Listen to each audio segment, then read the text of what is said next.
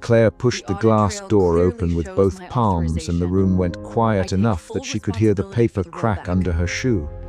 Betrayal sat on the polished table like a new object, a fresh stack of allocations stamped with a date she had not signed. Claire heard a chair scrape. Someone, "What is this?" And the question hit the room like cold air. She did not pause to breathe. She walked straight to the table, fingers closing around the top sheet, and the boardroom chatter sharpened into accusation. Within the first minute, she understood the central problem. The firm's official allocations had been altered, and Julian was standing where blame could be thrown. That fact set the evening's terms. Claire had expected an argument. She had not expected how her chest would clamp each time someone used the word leader and meant her name without looking. She kept the ledger page between two fingers and read the relocation number out loud, so the room could not pretend it was a rumor. This shows shares moved to external accounts. Claire, this moved the controlling block away from our share. Who authorized this? Her voice was even. The word betrayal had been in her mind since she entered, and that thought pushed her feet forward. She folded her fingers. She checked the corner of her lapel, a nervous habit that steadied her. Around her, board members shifted in their seats. Marcus Lee, the foe, cleared his throat. Claire, Marcus. The registry shows the paperwork was refiled at 3:50, 1A.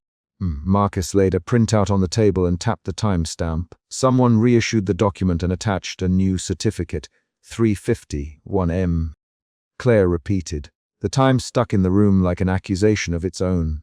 She looked for Julian next. Julian stood near the glass wall, jaw set, hands inside his blazer pockets. His smartwatch had a cracked bezel. Claire watched his hand flex. She felt anger bloom from the tight place in her throat, and then a different shift, doubt. She remembered the mornings he had covered for late flights, the nights he had sat in the control room watching servers. Doubt pushed at her because she had loved and trusted this brother, and now that trust could be used as a knife. Victor waited, not with a placard of paternal warmth, but with a folded expression that measured consequences. He had the old money posture of a man who had taught families how to protect themselves. He let the silence stretch, and then he spoke with the gravel of someone who had never believed comfort was part of negotiating power. "Julian, Victor. Explain how this happened on your watch." His voice did not shout. It did not need to. The floor leaned toward the question. Julian stepped forward. "Victor, I did not authorize this," he said quickly. His words hammered against the boardroom table. "I was here. I can show server logs." "Claire, I had no reason to move shares out." "Prove it," Victor answered. "Prove it now." The word proof landed as if a judge had spoken. Claire watched Julian pace a short line by the glass wall, the exact mannerism he used when his mind raced. He ran a hand through his dark hair. When he spoke again, his cadence was sharp, edged with a raw tone she had seen when they were younger, and he had been cornered into explaining some small failure. "Marcus, pull the access logs. Evelyn, request the stamped certificate chain." Whoever did this used an internal hand or a forged authority. Evelyn Ramos, the legal counsel, moved with the precise calm of someone who thought in clauses. She drew the ledger closer and tapped at a tablet. "We have a torn page and a missing certificate." "Evelyn." Someone physically removed a stamped certificate and replaced the allocations in the registry. The ledger was cut, not misfiled. A new emotion rose in Claire, cold clarity. Betrayal had provoked her first reaction, but the ledger's physical cut turned her rage into a plan. She slipped the torn edge between two pages and studied the ragged fiber where ink had bled. That detail mattered. Paper cut blackened the theory that this was a simple clerical error. Board members began to trade low lines. "Julian," one man said, "your name's on the transaction memo. The charge settled like iron." Julian's face flinched. He opened his mouth and then closed it. Words failed or were chosen with care. Claire could not tell which. The room's tension pushed at her ribs and shifted again. Now suspicion flared into a frantic need for evidence. Claire led the way out into the glass corridor. The boardroom door clicked shut behind them. Outside, the lights ran long and narrow down the hall. Her heels clicked in rapid beats. Julian turned to her while the building's city glow blood around him. "Claire, you think I did this?" His voice was quick. "I think someone changed our company's charter, and you were placed where blame would be easiest." "Claire." She his name to anchor the exchange. Julian, you left me no time to assume anything. Why weren't you here at 3:51? Her tone sharpened, shifting again from fury to the brittle H of betrayal that had become personal. I was in my office until 1:30, Julian. Then I went to the server vault to check on a delayed transfer and stayed until 2:20. I logged out. Marcus can confirm the physical sign-in. Claire, you know I wouldn't risk this. You know me. He ran a hand through his hair and then stopped, searching her face for belief. Claire saw the way his fingers trembled. Doubt slid back in. She wanted to believe him and feared the consequences of being wrong. Marcus, she said to break the private loop between them. You were with me when the SFO's team compiled the audit. Check the badge logs now. Marcus met her eye and nodded. They walked in, found the alcove, and Marcus swore under his breath when a printout misaligned. They moved to the archive alcove where the executive secretary kept physical copies. There Evelyn unrolled a torn ledger page under a single desk lamp. The lamp's warm amber light picked out the fibers. Look at this. Evelyn, the tear matches a missing certificate sequence. Whoever did this knew where to cut. This wasn't random. An outside event arrived like a ripple. Someone at the boardroom reception called to report security footage missing from a critical hour. Claire and Julian exchanged a quick glance that tightened the evening further. Their suspicion moved toward someone inside the senior circle, or someone with direct access to Victor's authority. The new information changed the aim. This was less about Julian's impulsiveness and more about a deliberate plan. They went to the server room. The room smelled of recycled cool air and a faint ozone that made Claire's throat tighten. Black racks hummed. Julian moved with obvious comfort among them, fingers tracing cables as if mapping old routes. Marcus fed a command into a terminal and pulled logs. Their faces lit by the pale screen. Here, Julian, this timestamp contradicts Victor's public statement. The registry shows a transfer attached to Victor's credentials at 3:51, but the machine log records an earlier session. Someone planted paperwork after manipulating the ledger. The discovery forced a new emotional shift in Claire from suspicion to cautious hope. She let the small hope stand because it did something practical. It kept Julian from being immediately cast out. But she did not let the hope become trust. She watched Julian's jaw work as he processed the data, so someone used Victor's authority to cover their tracks. Marcus? They used a credential and then physically altered the certificates afterward. Who would have both access and motive? Claire allowed. The question opened the room to a list of people whose names rose and fell like weights. Victor's choices would be scrutinized now. The decision about whom to protect and whom to exile rested on the fragile balance of reputation and evidence. Victor called an emergency session in his private study off the boardroom. The study smelled of old paper and tobacco. He closed the study door and sat behind his desk like a man prepared to break bone with words. The board members took their seats. Claire stood to one side, the torn ledger folded into her palm. The room contracted with anticipation. Victor's voice dropped low and flat. We either protect the firm or we let rumor run unchecked, he said. If anyone among you cannot weather the loss of reputation, you will step down now. If not, I will ask for resignations in order to preserve our image. We will purge anyone necessary. His ultimatum hit the chapter's peak, and the room reacted like a living thing. Board members shifted. Marcus swallowed and looked at Julian.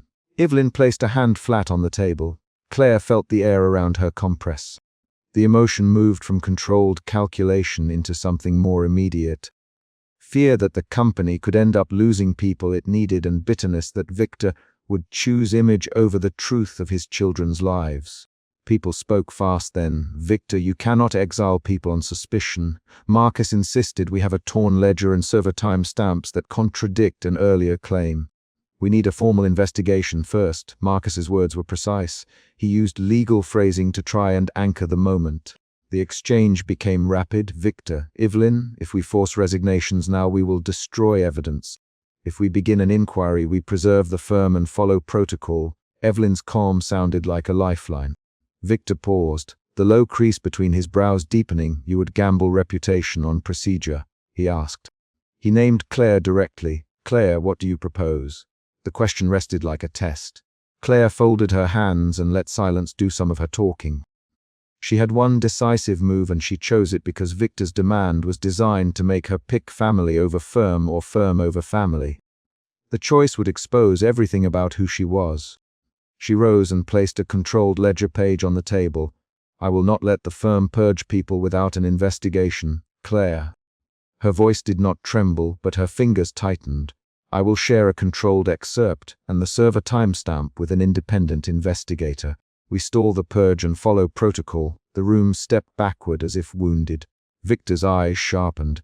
The board members muttered. The ultimatum had been met by a counter that reasserted authority and changed the board's immediate forward motion. Claire had shifted again. Anger had become a calculated move. Her action altered the power dynamic, and for the first time in the night, someone else stepped to the edge of Victor's control. Julian watched her, and for a moment Claire saw something like relief pass across his face. "Claire, you didn't have to take it that far. But thank you." Marcus, run the chain on the excerpt now. Evelyn, set the terms for the independent review. They did not leave the study without cost. Board members argued into the afternoon, every sentence carrying the possibility of exile. At one point, a junior director demanded Julian's immediate suspension. Marcus stopped the motion with a procedural citation. The motion slid denied. Each event reset the stakes. Claire felt the exhaustion that follows high-stakes choices, but she kept moving. After the vote stalled, Claire retreated to the executive suite windowsill. She stood by the small houseplant placed there for an appearance of humanity. She set the torn ledger page beside the corporate plaque and watched rain begin to thread down the glass. Her hands were steady. She breathed once, then again, tackling the trimmer under her ribs by checking the corner of her lapel. The epilogue was concrete.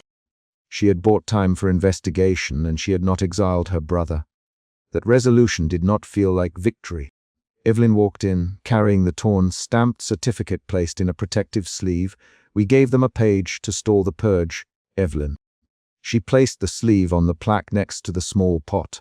"But we still do not know who cut the ledger. We still do not know who planted the registry." Her voice was low but not resigned. Claire looked at the torn edge and then at Marcus's printed log that showed the internal timestamp mismatch. She set her palm on the cool glass. "Someone used Victor's credentials as cover," she said. "That means whoever did this thought they could hide behind him." The words hung in the suit like a warning. A knock sounded on the outer door then. Claire turned. The knock was small. Evelyn opened the door a fraction and glanced through. A security officer stood there with a single envelope and a badge log printout. He handed both to Evelyn.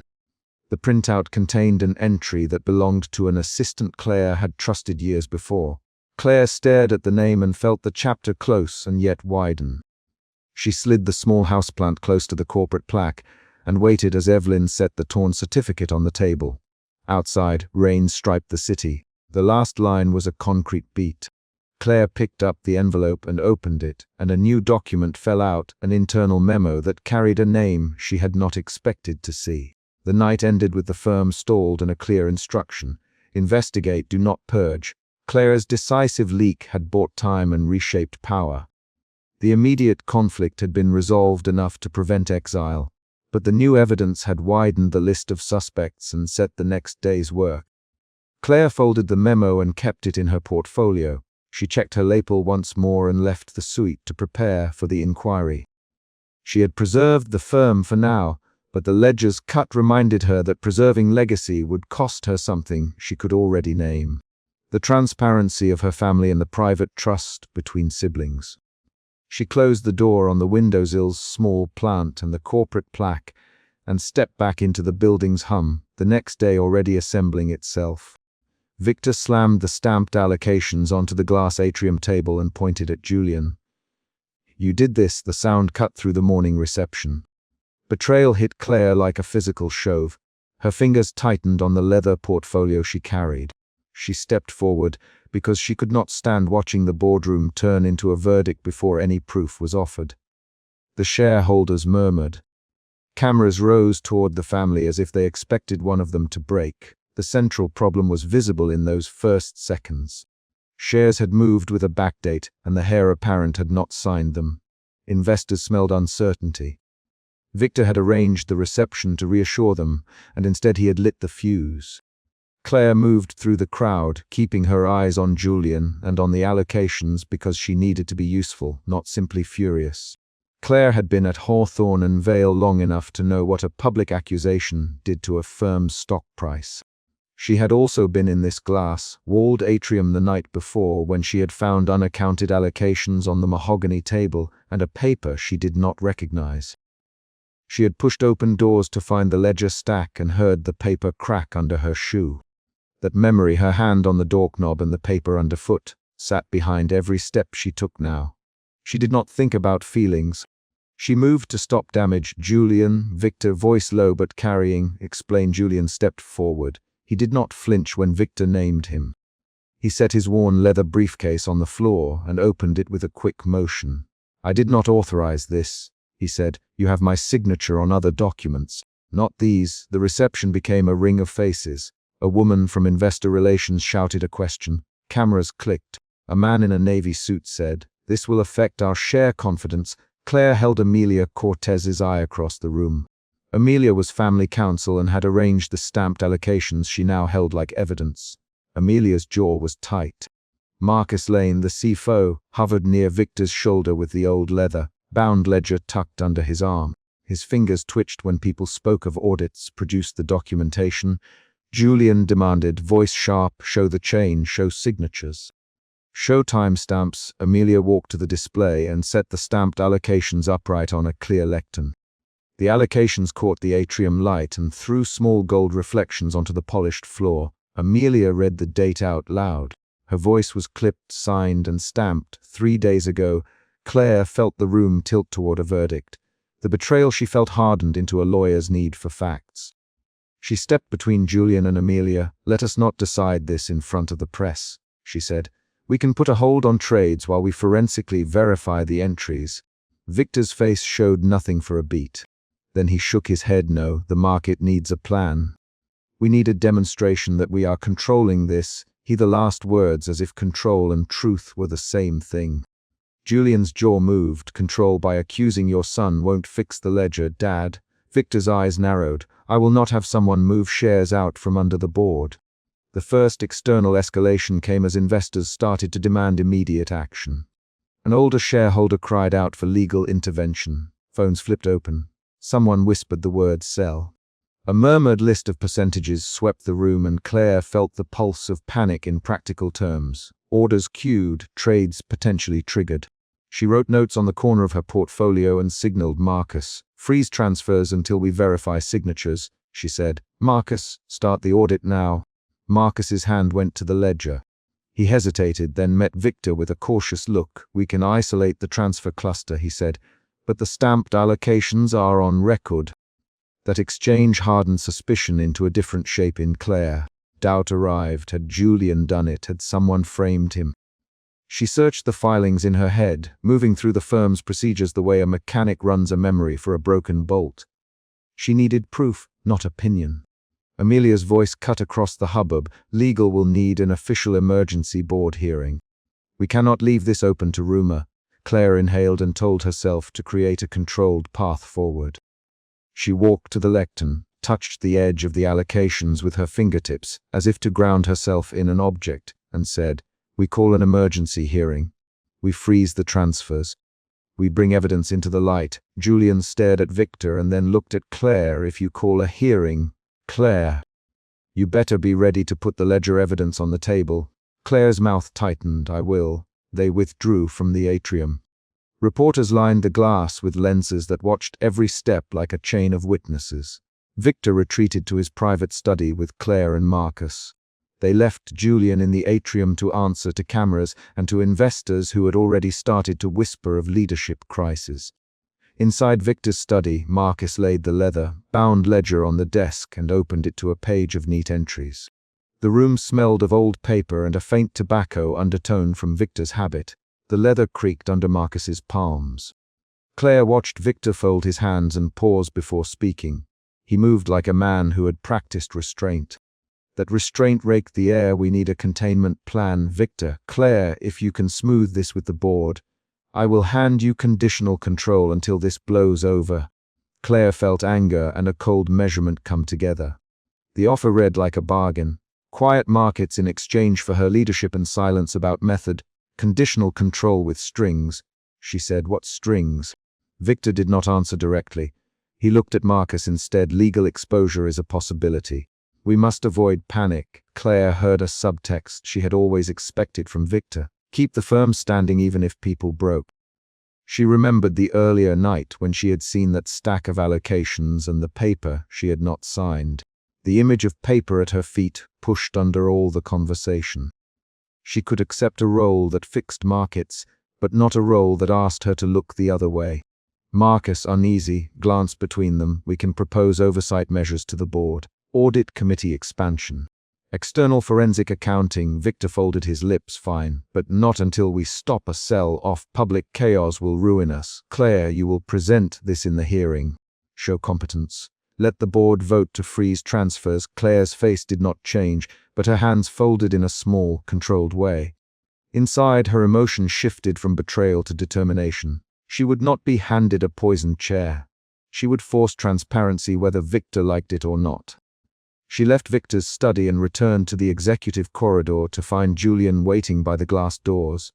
Rain had started to thread the city windows. Julian's hair was slightly damp. He had a trimmer in his hand as if adrenaline was settling into exhaustion. "Claire," he said, "Amelia named me in the atrium. That was meant to do damage." Claire did not soften. She needed Julian to stand with the facts, then stand with me in the hearing and demand every record. She said, "We freeze the transfers and call for a forensic review. No theatrics." Julian laughed without humor. "No theatrics. Victor chose theatrics this morning. Now you want us to be proper about it." Claire's reply was a clipped line. "Proper protects everyone." They moved into the glass-walled conference room to prepare. The clock read late afternoon.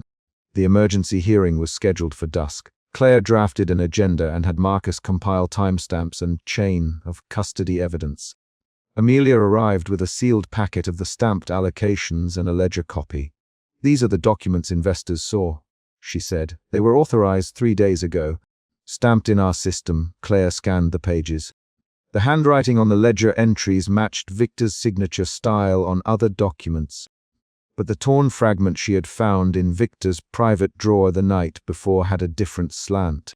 That fragment, hidden in a drawer by the private archive, showed a backdated entry with handwriting that did not match either Victor's or Julian's usual signature. Claire touched the margin with one finger and felt the indentation where someone had pressed the stamp too hard. "Where did you find this?" "Marcus' private archive.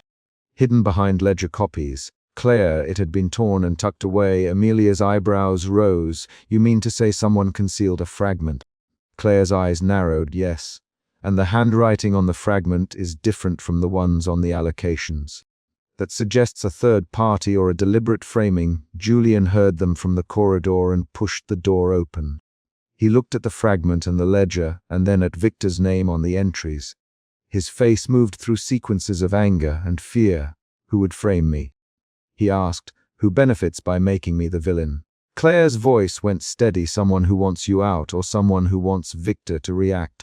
Someone who needs division." An official emergency board hearing convened at dusk in the glass-walled boardroom. Shareholders filled seats with stiff expressions. Eleanor Price, the board president, sat at the head with a tablet. Cameras recorded everything through the transparent walls. Claire walked to the lectern with the torn ledger fragment and the stamped allocations in a sealed folder. "We are here to determine whether transfers will stand and to examine chain of custody evidence." "Eleanor." She spoke without drama. "Mems. Hawthorne, you requested to present your findings." Claire's heart thudded, but she kept her voice even. "Shareholders. I will present forensic evidence that suggests the transfers were initiated with backdating and with handwriting inconsistent with the official signatures. I ask the board to vote to freeze the transfers until an external forensic audit completes." She laid out the sequence. The stamped allocations presented in the atrium, the ledger entries Marcus had pulled, and the torn fragment she had found in Victor's drawer. She showed the ledger spacing, the pressure marks, and the ink differences. She did not make accusations. She made observable claims. Victor stood when Claire mentioned the drawer. His hand went to the antique pocket watch in his vest. You found a torn page in my office and you assume something else." His voice was the slow gravel that shaped people into listening. "I've been the steward of this firm for 40 years. I would not risk the markets." Julian, who had demanded proof, now watched Victor with an expression Claire had not seen on him before, hesitation folded with a guarded hope. "Victor, Julian, if you did this, say so. If you didn't, help us find out who did." Victor's gaze flicked to Marcus and then to Amelia. His fingers folded. For the first time since the morning, a crack showed in his practiced demeanor. He inhaled and said, I took action to stabilize markets when I believed a threat existed. If forensic evidence shows otherwise, I will answer to the board." Eleanor for a vote. The board discussed in measured tones. Marcus provided the technical possibilities for freezing transfers. Amelia explained legal exposure. The vote to freeze the transfers passed by a narrow margin. The transfers were frozen, the market's immediate threat eased, but the room carried a different tension now. Curiosity about Victor's next move. Outside the hearing, the immediate fallout played in real time. Traders sent alerts. Investors recalculated holdings. Journalists typed headlines that would say Victor's control was fractured. Julian was cleared publicly of immediate culpability, but he did not smile. Claire watched him breathe in and out as if realizing the cost of temporary vindication. She refused to accept the leadership the board offered her without structural change. In the foyer, she said, "I will not sit in a chair that is poisoned by secrecy. I demand oversight mechanisms and an independent audit committee before I accept any interim role." Victor's mouth tightened. "You are asking me to cede control I have guarded for decades," he said. "Do you realize what that means?" Claire answered with a fact. "It means the firm can survive beyond one man's choices. It means investors can trust governance. It means accountability." Marcus weighed in. "Structuring oversight will calm markets more than any statement." "It is practical governance." Victor looked at the assembled faces, and then at the ledger on the table in the foyer. He pinched the bridge of his nose. "Very well. We will set up oversight, but this must be done quietly. Public perception matters." Julian's expression hardened into something like resolve. "Let it be public if it needs to be. I will not be humiliated in private to save an image." Claire watched the two men, father and brother, measure one another. Her emotion shifted again from resolve to a tired clarity. Exposing truth could wound family ties, but silence would wound the firm worse. She made notes and prepared for the practical work of oversight proposals, audit scopes, and witness lists. Later that night, she went alone to the conservatory. The company plaque sat on a shelf beside a single houseplant. Claire set the torn ledger fragment on her knee and traced the handwriting with her thumb.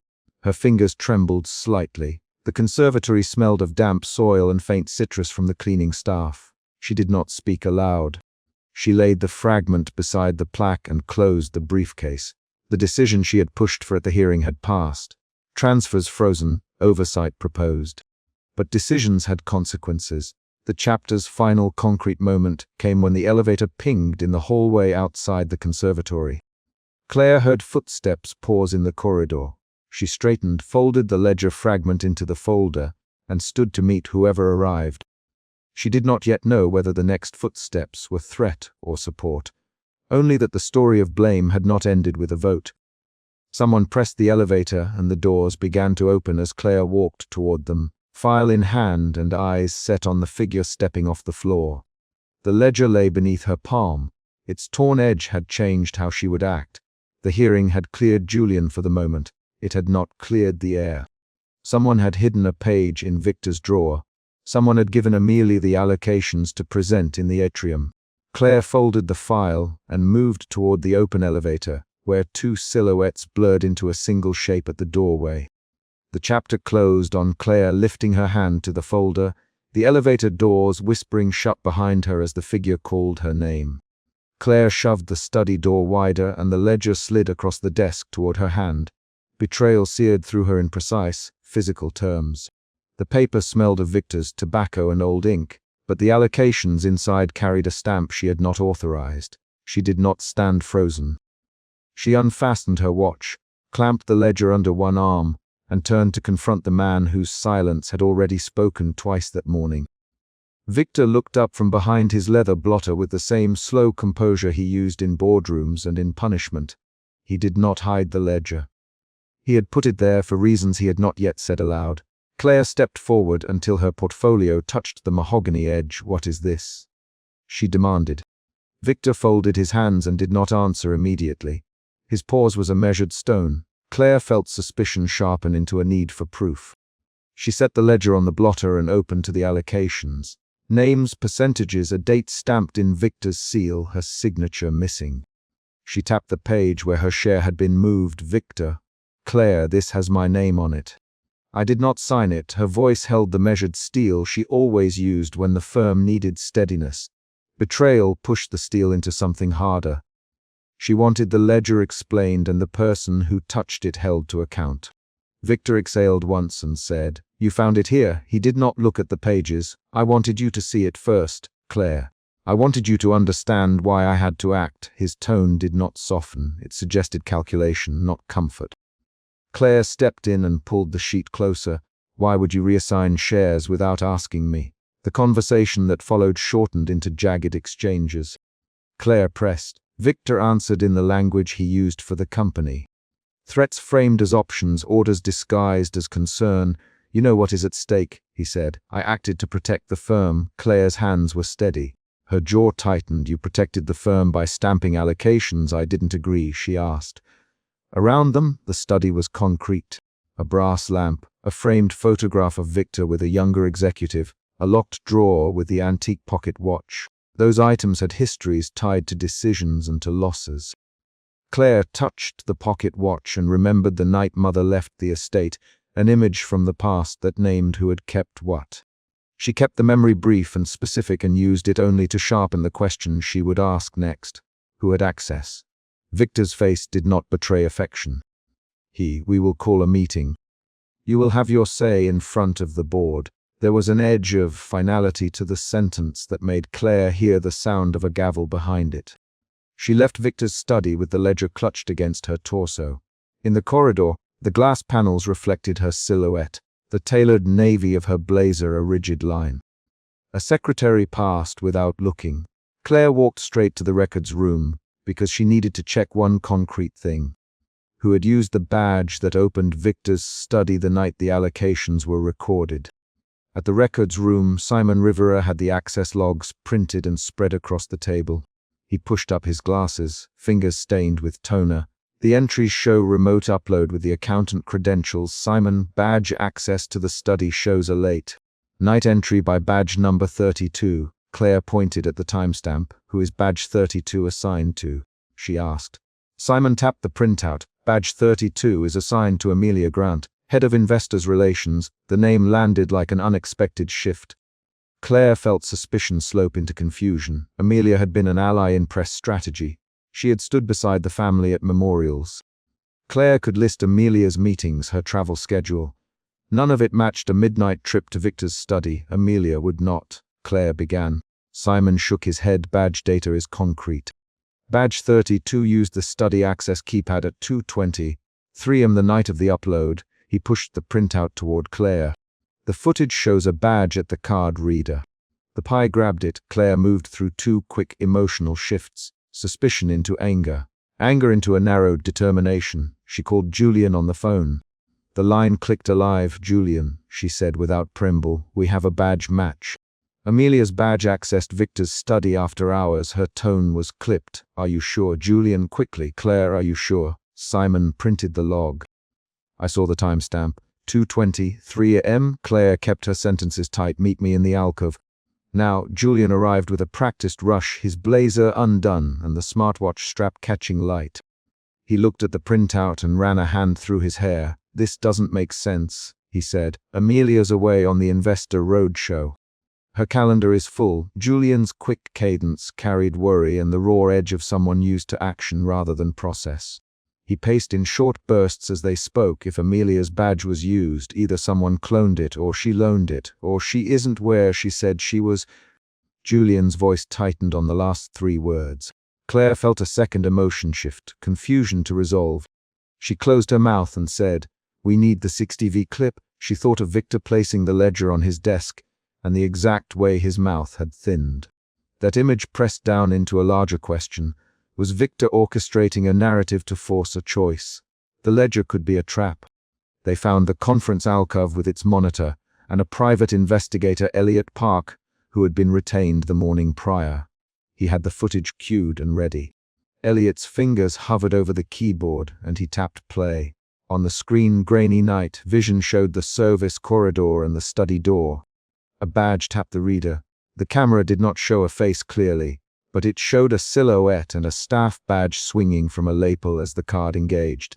The timestamp flashed 2:23 in small red numbers. Julian leaned in. Amelia's badge number prints on the metadata, Elliot, but the badge could be copied. He scrubbed back and forward. We have a frame where a hand adjusts a collar. The wristwatch, does that look like Victor's? Claire focused. She searched for small details and found a hand with a thin bracelet. She felt an emotion shift then. From steady judgment into a cold certainty that the ledger was not a simple internal error. The hand's bracelet matched the type Amelia wore in a recent staff photo. The footage suggested someone wearing Amelia's badge had been physically in front of the study. The next event moved fast. Victor summoned the senior board to the glass atrium with a curt note. He arrived with the ledger under his arm and the antique pocket watch in his jacket pocket. The atrium filled with the hum of early morning. Senior partners, counsel, and the board's usual faces, including Mayor Ruiz from legal and Elliot Park leaning against a column. Victor did not wait for introductions. He placed the allocations on the glass table and let the stamps show this was relocated last night. Victor, someone used company access to change the shares. I have evidence. I will not tolerate treason in my house. His voice carried old authority. Julian stepped forward. You are accusing me, he said. Victor, you accused me in the morning without evidence. I did this. His words came out in quick bursts. I did not touch those files. He slammed his hand on the table. I swear to you, I did not. The room tightened around the sound. Mayor Ruiz, the family lawyer, kept her expression contained. We have the PI's preliminary report, she said. Remote upload, Victor's seal forged. Accountant credentials used to authenticate. The access badge used at 2:23 corresponds to Amelia Grant. The forensic report suggests a staged frame. She looked between Claire and Victor. We need a full forensic audit and to secure personnel files. Claire watched Victor while Maya spoke. He folded his hands and watched her back. Angry instincts rose in Julian. Victor, Julian, voice clipped. This is your seal on this. You could have stopped it before it became public. Why did you wait to accuse me? Victor's reply was the pivot the chapter had been building toward.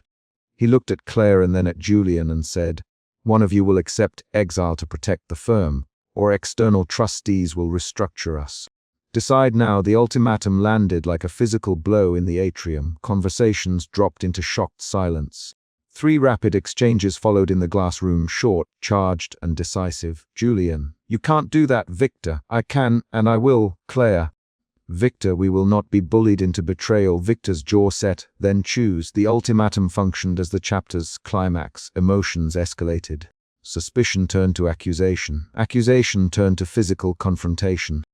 Julian stepped so close his shoulder nearly brushed Victor's. You pushed this on me, Julian spat. You made me look like a thief in front of the firm. He grabbed the ledger as if to pull it toward himself. Claire did not let the ledger be wrenched free. She placed a hand on the book. Stop, she said. Enough. Her voice did not carry pleading. It carried calculation, a decision shaped by duty and consequence. We will not answer to exile.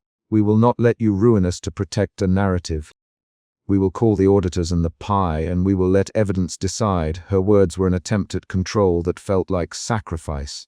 Victor's eyes narrowed. Then you choose to keep the firm in the public eye, Claire. You choose its continued stability over your claim to leadership. The sentence hung as a choice forced on his children. After the meeting collapsed into arguments and whispered consultations, Claire retreated to the glass corridor by the windows. She set the ledger on her lap and opened it again. Julian followed, breathing hard. Claire, Julian, what just happened? You walked out as if you accepted his terms. You didn't fight it. His voice was raw. Claire closed the ledger and looked out at the city. Her fingers folded against the paper. The twilight threw long reflections across the glass. I submitted terms that protect the firm publicly. I will sign a public resignation if it prevents a trustee takeover. Her voice was low and measured. Victor wants control. He will get it if we let him. I will not let him ruin the company's stock, the staff, the partnerships. She paused. I will shoulder the cost if it keeps the firm's face intact. Julian's reaction was immediate. You can't do that to yourself, he said. You won't sign anything that gives him the victory. Claire's answer was not a speech. She produced a letter from her portfolio, 2 paragraphs, crisp legal phrasing, terms that preserved corporate continuity while ensuring family dignity. She slid it to Julian. Read this, she said. Julian's fingers shook as he scanned the terms. He slammed the paper back down. Claire, don't let him exile you. He will have his way and you will lose everything you worked for. His voice broke on the last sentence. Claire's emotion shifted here again, from resolute calculation to a quiet, painful resignation. She thought of the firm's employees, of analysts whose families relied on steady dividends, of the junior associates who trusted the Hawthorne name. She thought of mothers leaving years ago and how Victor had built a company to fill the void he kept private. She thought of legacy as concrete outcomes, not slogans, and she made a choice. In the lawyer's office, Mayor Ruiz presented the forensic audit that shifted suspicion away from Julian and onto a collusion with a trusted board ally. The report showed Victor's seal forged and the upload tied to the accountant's credentials.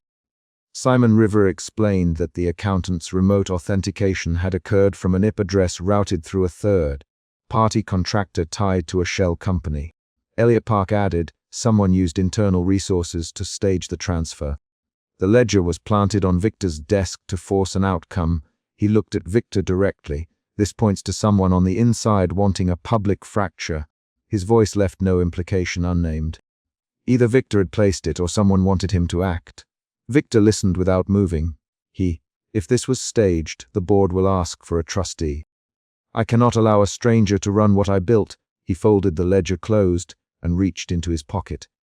The pocket watch clicked as he closed his fist around it. Julian bristled. Victor, stop speaking as if everything is an account to be balanced.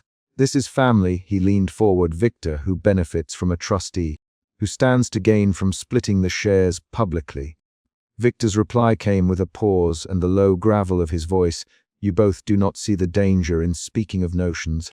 Speak in facts or leave me to do what I must. The sentence was a refusal to concede emotion as a valid argument. When the meeting disbanded, the firm hummed with side conversations. Rumors began to take shape in the hallway. Claire walked back to her office and closed the door. She slid the ledger into her briefcase and opened her desk drawer. There, tucked beneath a stack of old board minutes, she found a folded page she had not seen before. The page was stamped with an offshore seal and a cryptic code scrawled in a hand she did not recognize. Claire held the paper with 2 fingers. The paper's edges carried a faint salt stain like travel. She felt a new emotion shift, from resignation into an icy, focused curiosity. The folded page changed the entire frame. It suggested a larger operation beyond the family, beyond Victor's sealed actions. She unfolded the page and read the numbers aloud to herself, quick and practical. Account codes, routing numbers, a corporate alias tied to a shell in a jurisdiction they had used before for discrete acquisitions. A phone number was penciled in the margin. Claire's mouth tightened into a line of concentration. She pressed the page back into the ledger and closed it. Julian knocked on her office door and came in. He did not ask immediately. He watched Claire set the folded page back into the book. What did you find? He asked. She slid the ledger across to him. An offshore seal and a code. Her voice was low. This is not just about a badge or a forged seal. Someone is moving assets behind a shell. Someone wants the firm fragmented. Her hands did not tremble now. She moved with the reserve of someone who had decided to carry a burden. Julian looked at the stamp and then at her. Then we expose it, he said. We show the ledger, the footage, the audit. We take it to the regulator if we must. His cadence quickened. We will not let Victor exile us to hide their tracks. Claire considered the options. Exposing the conspiracy would risk a public scandal, force regulatory investigations, and possibly destroy careers. Protecting the firm publicly by accepting a resignation would contain the damage but leave the perpetrators at large.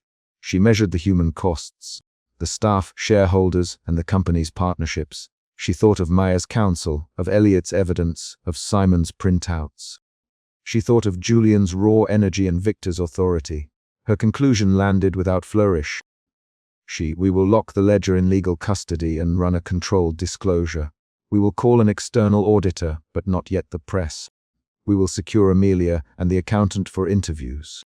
We will trace that shell company through the code on this page. Her sentences were short and exact. We will do this without triggering a trustee. Julian exhaled. Claire, are you asking me to trust your plan? He asked. Yes, she said. I need you to hold the operational side. Get Simon, get Elliot, get Maya. Make sure no one removes evidence. And Julian, she paused and met his eyes. Do not let anger make us reckless. Julian nodded once. He was tense, but he agreed. I'll lock down systems. I'll move on Amelia's calendar. I'll get statements from her and from the accountant. He rubbed his jaw and then looked back at the ledger. We will show the code to the auditor. We will find who sent the upload. His voice contained both promise and a threat. Outside, rain streaked the glass like thin lines down a painting. Claire held the folded page again, feeling the slight grit where salt had settled. She tucked it into her portfolio and pressed the buzzer for security. A guard appeared at the door within minutes. The chapter closed with a concrete beat.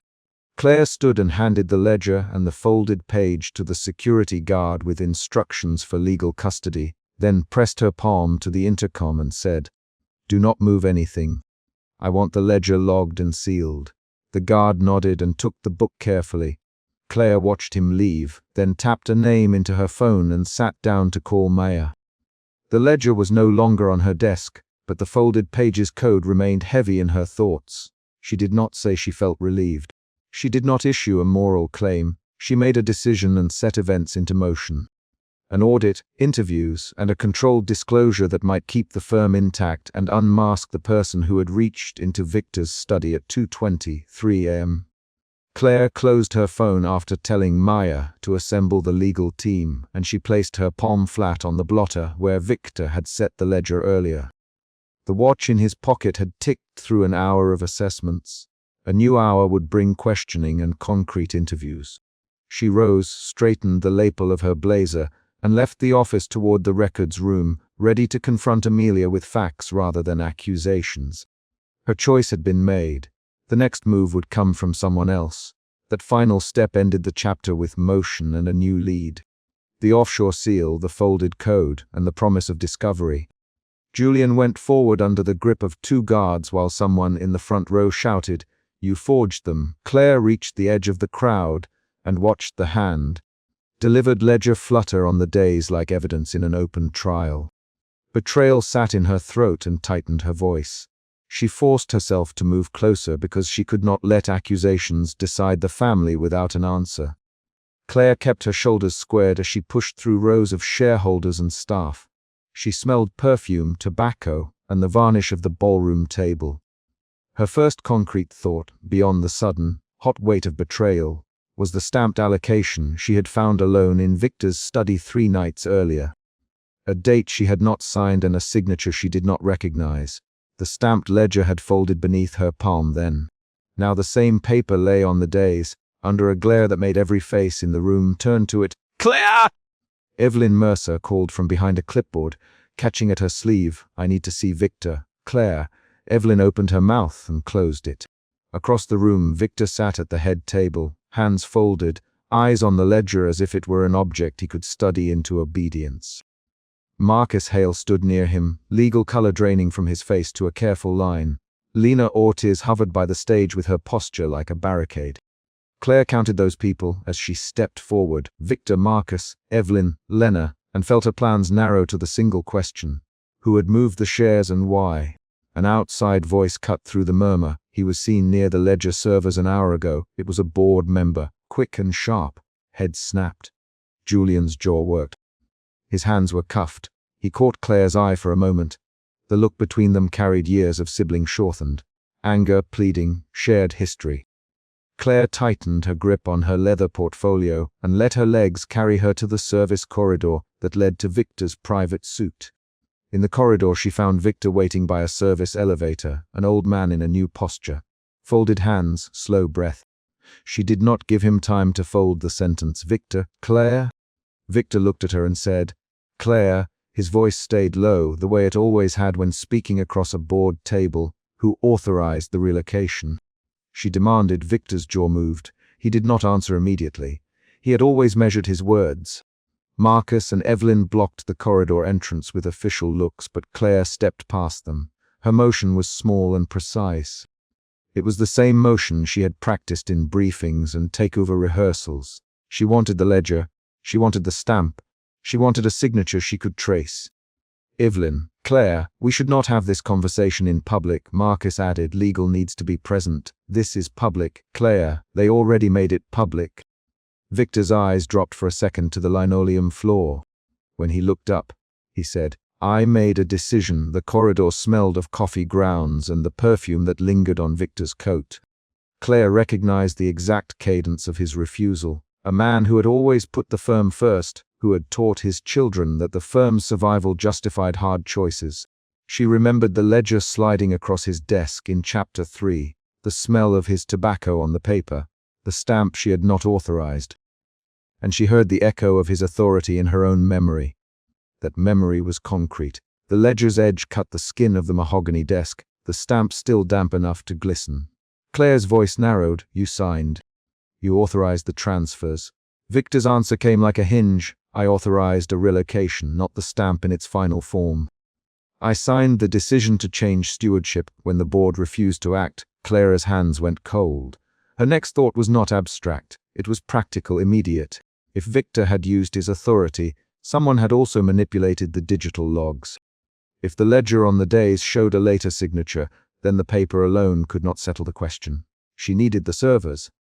She needed a chain of custody. She needed to prevent Julian from being tried in a pressurized room. She pushed at Marcus's sleeve. "Pull the logs." Now Marcus hesitated, then said, "We can call for emergency verification. But we need authorization from the chair." "I asked you to do it, Claire."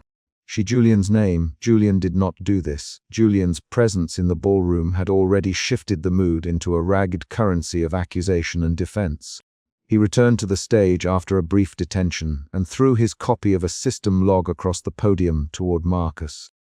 The log's printout fluttered like a new kind of petition. "Marcus, look at this," he said. Marcus took it, his mouth a thin line. "This proves nothing without verification," he said. Julian slammed his palm on the days. "It proves they altered the ledger twice. It proves the metadata shows a remote change." "Marcus, tell them." Claire stepped back and let the argument grow loud enough to fill the room, because noise would force facts to the surface. Voices rose, board members shouting, guests murmuring, and a hack slipped into the ballroom in the most humiliating way. The slideshow on the main screen flickered and then showed a high-resolution copy of the ledger with file metadata stamped in small type at the bottom. The room went still in the second it took for people to read the metadata. The projected metadata displayed a remote IP and a timestamp.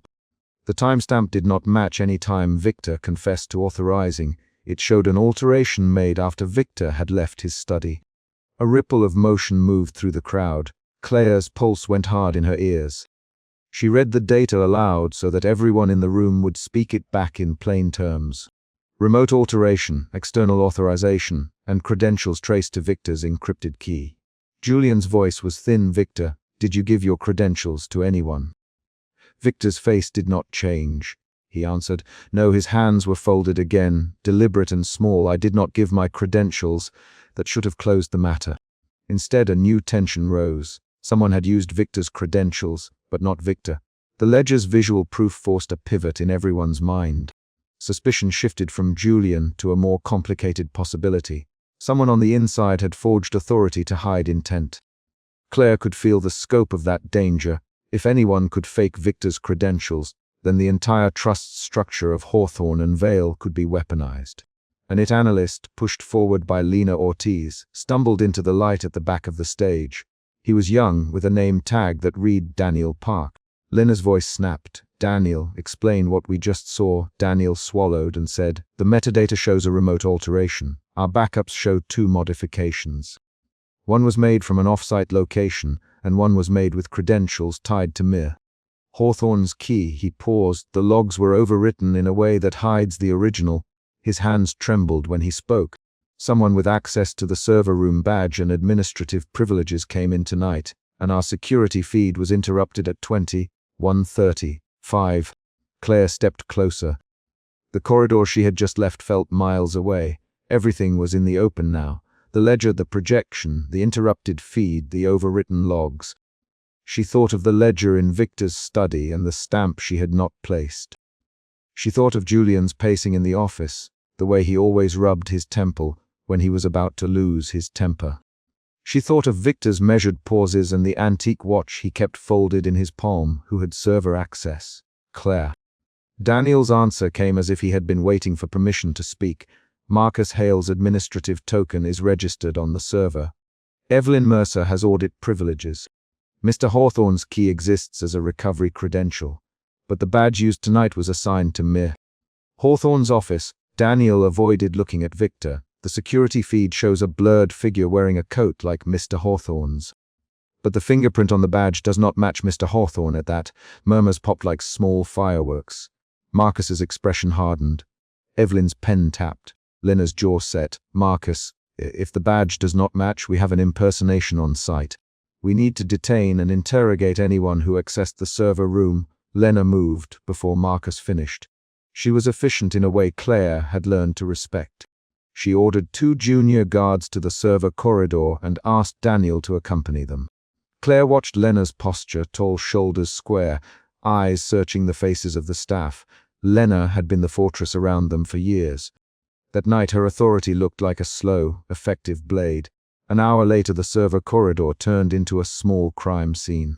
Lena stood with a tablet as one guard pointed out a smudged glove and a scuffed shoe. The junior guards returned with Daniel, who carried his laptop like evidence. Marcus stood with the board members clustered behind him, hands in his pockets like a man trying to hold a courtroom together. Evelyn hovered between the two groups, whispering into her phone. Claire found Julian leaning against the cold metal of a server rack. His blazer was unbuttoned. His smartwatch face was cracked. He rubbed a thumb along the cracked bezel and kept his voice low. "Claire," he said. "Julian," she answered. She kept her tone blunt. Short lines, precise. "Did you touch the servers?" Julian's laugh was a dry sound. "Claire, you know me. I run operations. I touch servers all the time. I don't overwrite paper ledgers." She watched him for a sign. He ran a hand through his hair the way he always had when deciding whether truth was worth the fight. "Who did you suspect?" "Julian," she asked. He leaned in. "Victor." "No, Victor makes decisions and takes responsibility." This pattern, metadata altered, local badge spoofed. Someone wanted to make Victor look like the author of a final, irreversible choice. Someone wanted to force a family rupture. Claire's anger sharpened into another feeling: doubt. If someone had set Victor up, then Victor's confession about a reallocation might be a cover or a lie shaped for a higher aim. Claire's mind moved through possibilities like a checklist. Who benefits? Who loses? Who would be willing to weaponize the firm against its own hairs? Marcus returned with a printed copy of the offsite backup that Julian had produced earlier. He handed it to Claire. On the top line there were 2 timestamps and a set of IP addresses. Claire read them silently. The first timestamp matched the ledger date Victor had referred to when he said he authorized a reallocation. The second timestamp occurred after Victor left his study, the same moment Daniel's security feed showed interference. Who else knew about the reallocation? Claire. Evelyn, only the board and Mr. Hawthorne. Claire's mouth tightened. The room reminded her that control could look like isolation. Victor making a solitary decision and the board accepting a finished act. If control had been weaponized, then isolation had become a trap. She pushed away from the server racks and thought of the gala's main floor, where shareholders waited with cocktails and questions. Julian stood when Claire did. "We call a vote now," he said. Marcus objected. "We cannot vote without counsel, and without the legal team in place." Julian snapped. "We can stop a process that would hand control to a forged ledger. We can freeze the allocations and demand forensic verification now." He looked at the room, at the cluster of board faces like ledger marks. "Marcus, call for an immediate vote." Marcus's eyes shifted from Julian to Claire, searching the ledger of loyalties. Evelyn looked at her notes and said, We can call an emergency session. We can place the allocations on hold pending forensic audit. The ballroom reconvened with a frictioned energy. Julian climbed the dais again and placed his evidence on the lectern. He spoke directly and quickly, short lines that aimed to cut through the rumor. Board. Julian, this ledger was altered remotely. I have an off-site copy showing 2 edits. We must freeze the contested allocations and appoint temporary oversight. Julian, Victor interjected, voice low. You can't. Victor. People are watching the ledger on the screen, Julian answered. They need facts. The rapid exchange spiraled into a 3-minute burst of legal procedure and shouted objections. Marcus read a formal motion. Board members whispered and voted with their phones or hands. Claire listened for the sound of the gavel that would not fall and for the small shift that would change everything. Then a surprising moment occurred. The chair of the audit committee rose and said, "We call for a forensic freeze and temporary fiduciary oversight. All in favor." Hands went up. The motion passed. A particular hush followed the counted votes, not of resolution but of the recognition that the firm had moved from family control into a legal limbo. The blackout had done something that neither Julian's anger nor Victor's authority had managed. It forced outside structures to hold their power while they unraveled one another. Victor stood when the vote was passed. He walked to the dais with the same deliberate pace he used in board meetings. When he reached the lectern, his face stayed steady. He set his hand on the ledger as if to claim it. Then he lifted it and said in a voice that carried across the room, "I made a decision I could not unmake. I accept responsibility for that choice, but I will not let the family name be dragged through a public spectacle beyond what it needs to survive." Claire heard him distinctly. She saw the way the room absorbed those words. It was as if his decades of authority landed like a weight on the balance again. She felt a shift in herself. Anger moved toward a new shape, a practical calculus. She could expose Victor now and destroy him publicly for manipulating allocations, but she could also protect the firm from ruin by containing the confrontation and demanding legal oversight while she negotiated the remainder. The climax arrived without stage lights or a single dramatic speech.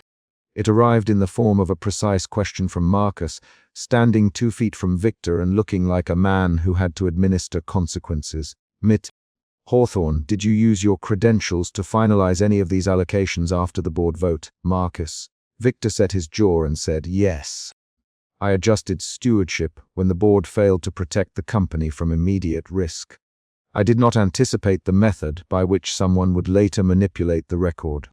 I accepted a risk to keep the business intact. Why? Claire, and the single syllable cut clean through the noise.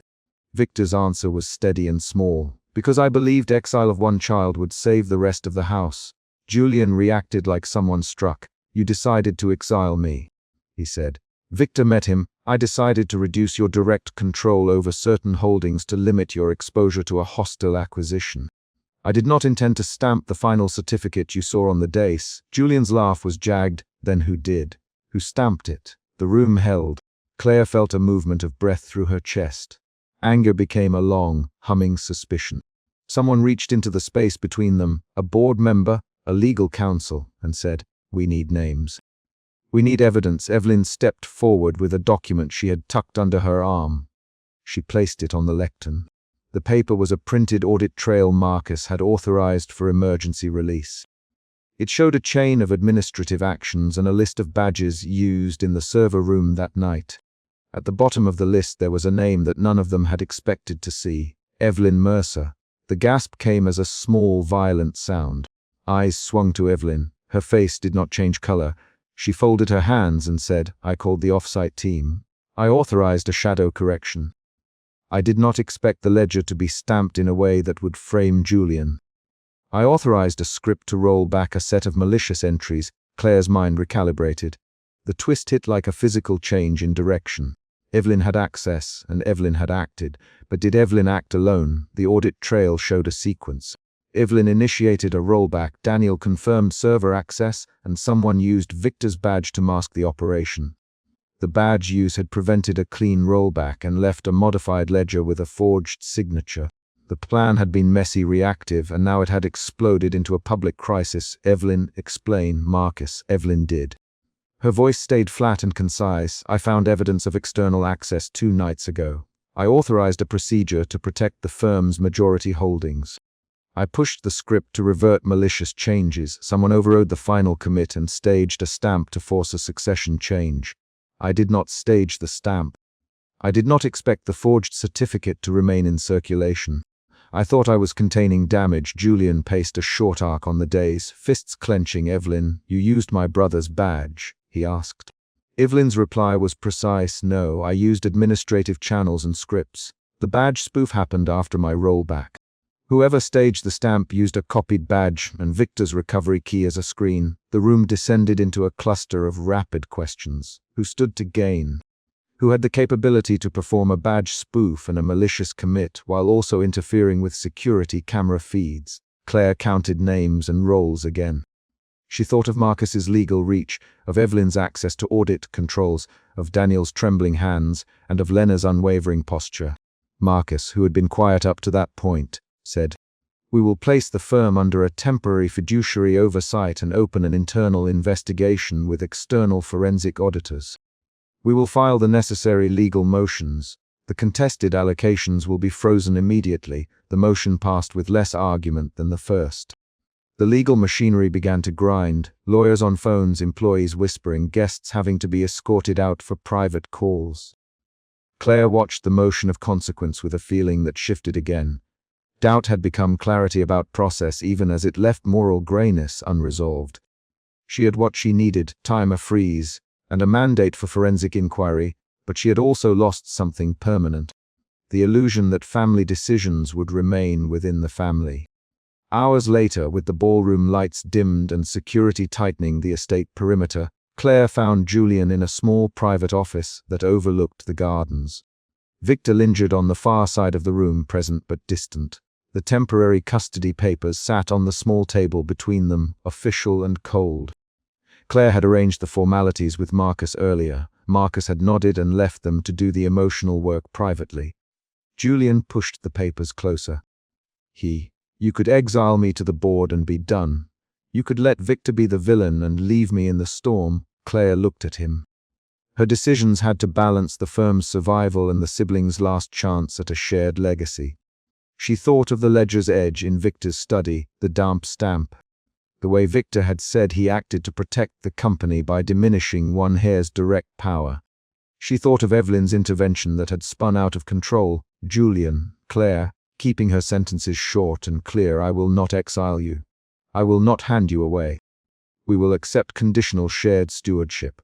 We will place the firm under oversight and rebuild governance. We will write checks and limits and processes that do not rely on one man's key."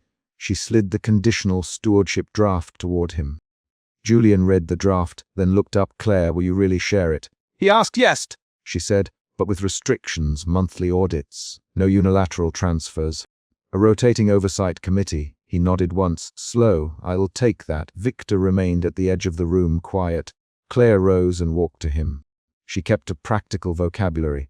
Words of accusation had already been traded publicly. "Victor," she said, "you made choices that hurt people. You stepped outside the board. You will answer for that in the investigation." Victor's hands folded in front of him. He held out an antique pocket watch. "I thought I could protect the company from immediate danger by reducing exposure," he said. "I thought I was choosing lesser harm. If I misjudged, I will accept the consequences." Claire set the watch down on the desk. "You accept consequences?" "Yes, but some consequences are public. We will hand the forensic team everything. We will let them trace the badge spoof, the altered logs, and the chain of command. No one gets immunity for convenience." Victor's face did not break. "Do it," he said. Julian signed the conditional stewardship document first. His handwriting was quick and steady. Claire placed the pen in front of him and watched the way his knuckles flexed. When she signed, she did so with the same economy of motion she used the night she first presented to the board. It was a signature made to work, not to declare feeling. They finalized the interim order with Marcus's counsel present. The formalities were efficient. Signatures, initials, stipulations. The trusteeship language read like a contract rather than a reconciliation, but contracts were what survived corporate storms. Claire slid the signed paper back across the desk. "Then we begin here." she said. Julian took the pen and tapped the edge of the table. He looked up at Claire. Claire, will you tell me if you ever learn who staged the stamp? She met his eyes and nodded. I'll tell you outside the office. Daniel gave a statement to the external auditors. Evelyn stayed to confer with Marcus. Lina rechecked the perimeter. The legal team prepared filings to freeze the allocations and to request temporary court oversight. The board members dispersed into private conversations, some angry, some relieved that action had been taken. At 3 a.m, Claire walked alone to the small office window and looked down at the estate garden. A single small houseplant on a windowsill in the corner caught the rim light and the distant city glow. The plant's leaves were thick and present. Someone had left water in its saucer. For a moment she thought of the firm's slow need, decisions taken with a gardener's hand rather than a warlord's, and she felt the last change in her internal weather. Clarity had settled into an actionable plan. She closed the window, turned back to the desk, and found Victor still standing by the door. He held himself as a man who had given a necessary, terrible order and was now waiting for the cost. Claire did not speak of forgiveness. She did not make promises about warmth or reconciliation. She instead, for one concrete thing, Victor, she said, cooperate with the auditors. Provide access to every credential, every key. No omissions. Victor looked at her a long second, then gave a single, mechanical nod. I will, he said. Claire sat and pulled the stewardship papers closer. She thought of the ledger with its forged stamp and of the projection that had revealed a remote alteration. She thought of Evelyn's rollback and Daniel's trembling hands. The story had become procedural. Forensic teams, legal filings, temporary oversight. It would not erase the wound. It would, she hoped, let them steer the firm out of a season of sabotage. She signed the final page, folded the document, and slid it across to Julian. His fingers closed on it with a quiet that was small and definite. Victor moved to the door and paused. Claire watched him go. She did not offer a reconciliation speech. She did not attempt to paint their future with slogans or promises. She left the office with the signed stewardship document in hand, and with the knowledge that the firm now rested on new rules rather than old loyalties. The night had resolved the immediate crisis. Allocations frozen, fiduciary oversight in place, forensic teams on the job, and a conditional sharing of stewardship between Claire and Julian. As she locked the office and placed the ledger into a secure file, a courier from the external forensic team knocked and handed her a receipt for the evidence chain. Claire initialed it with a steady hand. The practical motion felt like closure enough. She pushed the door closed and, before she turned away, slid the signed stewardship paper into the top drawer and pushed it shut. Julian's voice came from the hallway. Claire, yes, she answered. He stepped close and said, thank you. She nodded. She did not say it back. Instead, she said, we start tomorrow. We keep the firm, we fix the process, and we find who used the badge. Julian looked at her and gave a short, hard laugh that contained a grief and a relief in the same breath. Okay, he said. They walked out together into a smaller, quieter dawn. The board's legal filings would make the rest public. The forensic team would trace the badge spoof and the altered logs. Victor would face internal and external consequences. Evelyn would answer for the rollback she had launched in panic. Daniel would testify about the interrupted feed. The firm's control now required work and transparent process, and Claire had accepted that work. The chapter closed on an action. Claire sliding the signed stewardship document across her desk, pushing the pen toward Julian, and saying, then we begin here.